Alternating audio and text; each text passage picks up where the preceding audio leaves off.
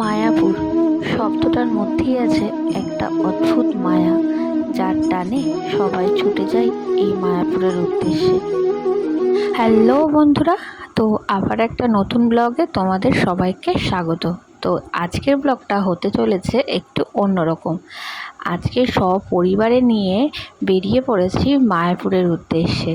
তো চলো আজকে মায়াপুরের সম্পর্কে সমস্ত কিছু তোমাদেরকে বলবো, কোথায় থাকবে, কোথায় খাবে, সমস্ত কিছু, আর কেমন খরচাপাতি সবটা তোমাদেরকে আজকে এই ছোট্ট ব্লগে শেয়ার করব।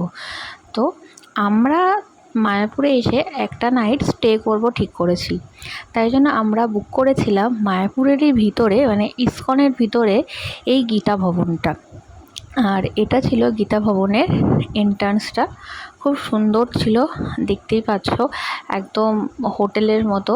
তো চলো গীতা ভবনে ঢোকা যাক। আর গীতা ভবনটা কিভাবে বুক করবে, কি কেমন প্রাইস, সমস্ত কিছু এই ছোট্ট ব্লগে তোমরা সবটা জানতে পারবে। তো চলো ভিডিওটা কিন্তু স্কিপ করবে না। তো এটা ছিল গীতা ভবনের রিসেপশন। তো এবার রুমটা দেখে নেওয়া যাক। তো আমরা গেছিলাম টোটাল 6 জন, তাই জন্য আমরা 6 বেডের একটা রুম বুক করেছিলাম। আর এদের রুমের ভিতরে খাটগুলো ছিল 1 বাই 1, মানে একটা খাটে একজনই শুতে পারবে, আর এই খাটের সাথে অ্যাডজাস্ট করে ম্যাট্রেস দেওয়া আছে। তো টোটাল 3টে খাট ছিল আর এক্সট্রা 3টে ম্যাট্রেস ছিল। আর এই হলো পুরো রুমের ভিউ। আর চলো বাথরুমটা একবার দেখে নিই। আমরা বাঙালিরা যেখানেই যাই না কেন, বাথরুমটা একটু পরিষ্কার হওয়া খুবই দরকার। তো যেটা একদমই সুন্দর ছিল, একদম নিট অ্যান্ড ক্লিন ছিল। আর এদিকে ছিল আর একটা রুম, এদিকে ছিল আর একটা বেড, আর দিয়েছিল মিনারেল ওয়াটার। তো আমরা সেটা ইউটিলাইজ করিনি, আমরা জল নিয়ে গেছিলাম। আর এদিকে আছে হলো একটা আলমারি। আর এখানে প্রত্যেকের জন্য একটা করে কম্বল ছিল, বালিশ ছিল, টাওয়াল ছিল, সমস্ত কিছু একদম খুব সুন্দর ব্যবস্থাপনা ছিল। তো এটা হলো জানলা। তো জানলাটা খুলে একটা খুব সুন্দর ভিউ পাওয়া যায়। তো চলো সেটাই একবার একটু দেখে নেওয়া যাক। তো এই হলো গীতা ভবনের বাইরে পুরো ভিউটা। আমাদের রুমের সাথে ছিল একটা অ্যাটাচ ব্যালকনি। তো এই ব্যালকনি থেকে এই ভিউটা রুমের জাস্ট অসাধারণ ছিল। তো দেখতেই পাচ্ছ কতটা সুন্দর।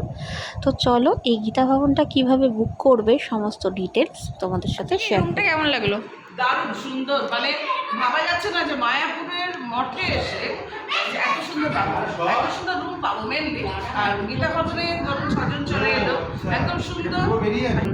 আচ্ছা আমরা তো এমনি এটা অনলাইনে বুক করা যায়, কিন্তু আমরা অনলাইন বুক করিনি, যেহেতু বললো একটা ঘর ঠিক আছে আপনারা এসে বুক করবেন, তাই আমরা জাস্ট ফোন করে নাম্বারটা নিয়ে নিয়েছিলাম, ওরা অ্যাড্রেসটা নিয়েছিল আর আমাদের একটা বুকিং নাম্বার দিয়েছিল। ব্যাস আমরা তারপরে এসে বুকিং নাম্বারটা জানালাম, ওরা ওদের টাইম মতো আমাদের রুম দিল। অপূর্ব রুম। 6টা বেড কত পড়লো? সব মিলিয়ে এটা 6 বেড, সেহেতু এটা 2800 টাকা। সব কিছু দিয়ে? সব দিয়ে, সব কিছু দিয়ে। ঠিক আছে। মায়াপুর মানেই মহাপ্রসাদ পাওয়ার জায়গা। তো এখানে প্রত্যেকটা ভবনের সাথেই মহাপ্রসাদের একটা ব্যবস্থা থাকে। আমরা যেহেতু গীতা ভবনে ছিলাম, সেই জন্য গীতা ভবনের নিচে ছিল মহাপ্রসাদের এই ব্যবস্থাপন্নটা। তো এখানে 60 টাকা মূল্যে মহাপ্রসাদ পাওয়া যায়।